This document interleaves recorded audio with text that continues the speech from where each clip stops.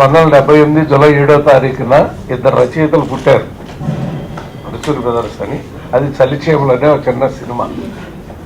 1,80,000 రూపాయలతో 18 మంది నిర్మాతలు తలా 10,000 రూపాయలు వేసుకుని 18 మంది తీసిన ఆ సినిమా అన్ని సెంటర్లో 100 రోజులు ఆడేసింది.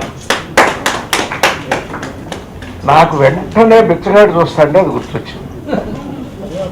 ఎందుకంటే ఆ రోజుల్లో 1975 డిసెంబర్ 23వ తారీఖున ఒక పెద్ద దర్శకుడి దగ్గరికి ఒక పెద్ద ఆయన నన్ను తీసుకొచ్చి పరిచయం చేశాడు. ఇతని లాంగ్వేజ్ సినిమాలకు పనికిరాదని ఆయన పంపించేశాడు. 1975 డిసెంబర్ 23, 76, 77 తనుకున్నాం. ఆ 76, 77లో కూడా చాలామంది దగ్గరికి పాపం ఆయన అడిసుని విశ్వేశ్వరరావు, అడిసుని లక్ష్మీకుమార్, నీల్ కుమార్ అని మారుతి ఫిలిమ్స్ సోమన్ బాబు గారితో బాబు తీసినాయి. ఆయన పాపం ఎలా అయినా అంటే ప్లాట్ పాయింట్ అంటాం మేము స్క్రీన్ ప్లేలో. ఒక రోజు నేను పాఠం చెప్తాంటే అక్కడ నిలబడికి గుమ్మం దగ్గర నుంచి చూస్తున్నాడు ఆయన ఆ పక్కన కిటికీలో వచ్చి. నాకు డౌట్ వచ్చింది, ఈయన ఎందుకు వింటున్నాడు, నేను సరిగ్గా పాఠం చెప్పట్లేదని వింటున్నాడా అని. అయినాక ఆయన దగ్గరికి వెళ్ళాను. ఏంటి సార్ పాఠం వింటున్నారంటే, నువ్వు సినిమాలకు పనికి వస్తావురా అని. నిజంగా హ్యాట్స్ ఆఫ్ టు దట్ డైరెక్టర్గా కంటే కూడా స్క్రీన్ ప్లే రైటర్గా శశి. ఒక తల్లి బ్రతకాలి అంటే 48 ఏళ్ళు, నువ్వు 48 రోజులు నువ్వు వెళ్ళి ఒక బెచ్చగాడిగా బ్రతకాలి అనేది ప్లాట్ పాయింట్. మాతృదేవతో పోల్చాడు తమ్ముడు, కరెక్ట్ కాదు అది. మాతృదేవ బాలానే ఉంటుందేమో అనుకున్నా నేను, ఎక్కెక్కి ఏడిపిస్తాడు కావాలనుకున్నా నేను.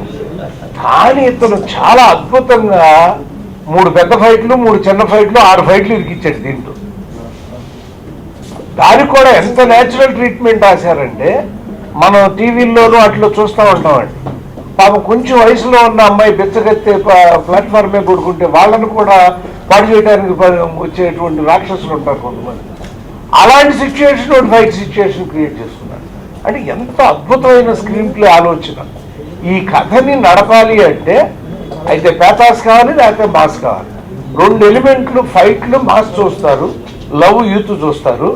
ఆ రెండింటిని ఈ కథలో తల్లి కొడుకుల సెంటిమెంట్ ప్రధానంగా ఉన్న కథలో గర్భంలో 2 ప్లాట్స్ 2 డెవలప్ చేసుకున్నాడంట. లవ్ డ్రామా డెవలప్ చేశాడు, యూత్కి పట్టింది. యాక్షన్ డ్రామా డెవలప్ చేసుకున్నాడు, మాస్కు పట్టింది. అందుకే 4వ వారంలో 150 థియేటర్లో రన్ అవుతుంది. ఇది కనిపెట్టాలండి మనం. అంటే నువ్వు ఏమి చేస్తున్నావు, ఈ సినిమాని ఎలా తీసుకెళ్తున్నావు నువ్వు అని అంటే ఒక అద్భుతమైనటువంటి ఫైనల్గా వచ్చేసరికి ప్రాజెక్టు ఫినిష్ అయి నువ్వు బయటకు వచ్చేసరికి అమ్మ కోసం బతకండిరా మీరు, ఎందుకంటే అమ్మ మీకు జీవితాన్ని ఇచ్చింది అనేటువంటి ఒక అద్భుతమైన మెసేజ్ని ఈ సినిమా ద్వారా అందించారండి. ఎంతోమంది అమ్మల్ని నాన్నల్ని వృద్ధాశ్రమంలో పెడుతున్నటువంటి మూర్ఖులున్న ఈ సొసైటీలో అమ్మ కోసం అడుక్కు తిన్న కోటీశ్వరుడి కథ ఇది. అంతకంటే ఏం చెప్పాలి ఈ సినిమా గురించి? చూడకపోతే పాపం, ఇంతకు మించి నేనేం అన్నాను.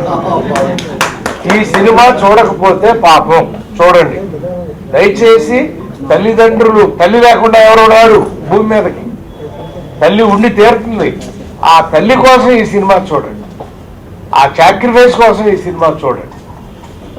ఒక అద్భుతమైనటువంటి ఆ హార్ట్ టచింగ్ సన్నివేశాల కోసం ఈ సినిమా చూడండి. అద్భుతమైన పాటలు, ఫైట్లు, అంటే ఒక అద్భుతమైనటువంటి కమర్షియల్ ఫార్ములాని ఒక అద్భుతమైన తల్లి సెంటిమెంట్ కథలో. ఎందుకంటే చెల్లి సెంటిమెంటు, తల్లి సెంటిమెంటు తెలుగు సినిమాలో ఏనాడు ఫ్లాప్ అవ్వలేదమ్మా.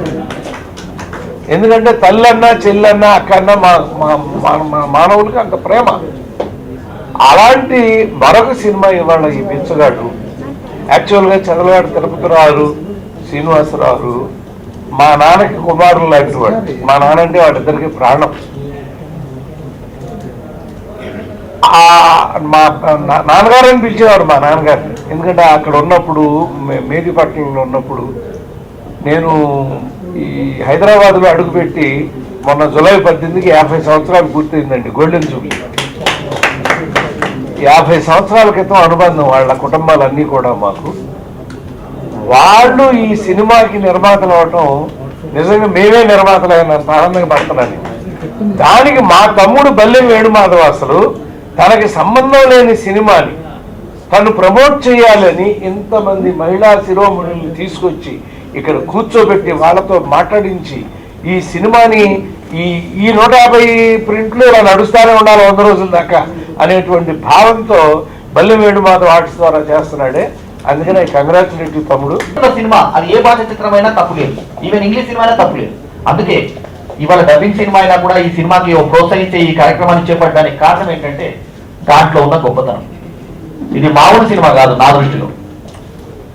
మనకు ఒక యమలీల మదర్ సెంటిమెంట్ మీద వచ్చిన సినిమాలో గొప్ప సినిమా, అంతకన్నా గొప్ప సినిమా మాతృదేవో. ఆ డైరెక్టర్ గారు మళ్ళీ దిగిపోయారు, అజయ్ కుమార్ గారు. అయితే మా గుండెల్లో దిగిపోయారు, ఆల్రెడీ ఉండిపోయారు, ఇక్కడ పోదు. సో అలాంటి గొప్ప సినిమా తర్వాత చెప్పుకోదగ్గ సినిమా డబ్బింగ్ అయినా సరే బిచ్చగాడు. ఈ సినిమా చూసిన తర్వాత నేను యాక్చువల్లీ కల్చరల్ ఆర్గనైజర్ గా 1991లో స్టార్ట్ అయ్యి ఒక 15 years అగ్రస్థాయి ఆర్గనైజర్ గా వెలిగి సినిమా ఫీల్డ్కి వచ్చాను. వచ్చిన తర్వాత బయట సినిమా ఫంక్షన్స్ చేయలేదు.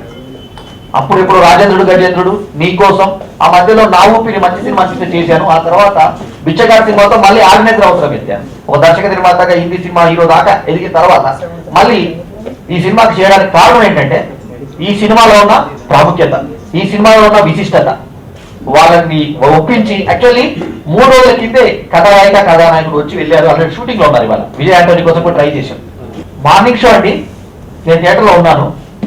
జనాలు ఇంటర్వ్యూకి వచ్చేసరికి అరవై సినిమా చూశాను సార్, ఆ ఉప్పు. ఇంటర్వ్యూకి వచ్చేసరికి అందరికి ఫోన్స్ చేసుకుంటున్నారు, బాగుంది బాగుంది బాగుంది బాగుంది. ఇంటర్వ్యూ అయిపోయింది, నేను కావాలి ఆగాడు అక్కడ 10 నిమిషాలు చూశాను స్పందన. ఒకరికొకరు చెప్పుకుంటున్నారు. మ్యాట్నీకి వచ్చేసరికి పెరిగిపోయింది, ఫస్ట్ షోకి వచ్చేసరికి అలా పెరిగిపోయింది. థర్డ్ డేకి వచ్చేసరికి పెద్ద సినిమాతో పోటీ పడడం మొదలుపెట్టి ఇవాళ 4th వీక్ అండి. ఇవాళ 4th వీక్ స్టార్ట్ అయింది. కలెక్షన్ స్టడీగా ఉంది, ఎక్కడికో వెళ్ళిపోయింది సినిమా. మా అందరి అంచనాలు నిజమవుతే ఓ పెద్ద కోట్లు, అది ఎంతో అది పెద్ద కోట్ల క్లబ్ లోకి చేరుతుంది సినిమా. చేరాలని మనస్ఫూర్తిగా కోరుకుంటున్నాం. 100 కోట్ల క్లబ్ లోకి చేరుకోవాలని కోరాలని మా కోరిక. అది ఈ మధ్యకాలంలో ఏ డబ్బింగ్ సినిమాకి ఈ ధనంతా దక్కలేదు. ఇదే ఈ సినిమాకి దక్కింది.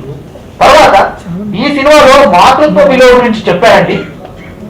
తల్లి ఆవేదనలో ఉన్నప్పుడు, కష్టంలో ఉన్నప్పుడు ఒక విజయనేది తన అన్ని స్థాయిలు విడిచిపెట్టి బిచ్చబెట్టుకున్న తీరు ప్రతి ఒక్కరూ కట్టబెట్టారు, కలబెట్టారు సార్.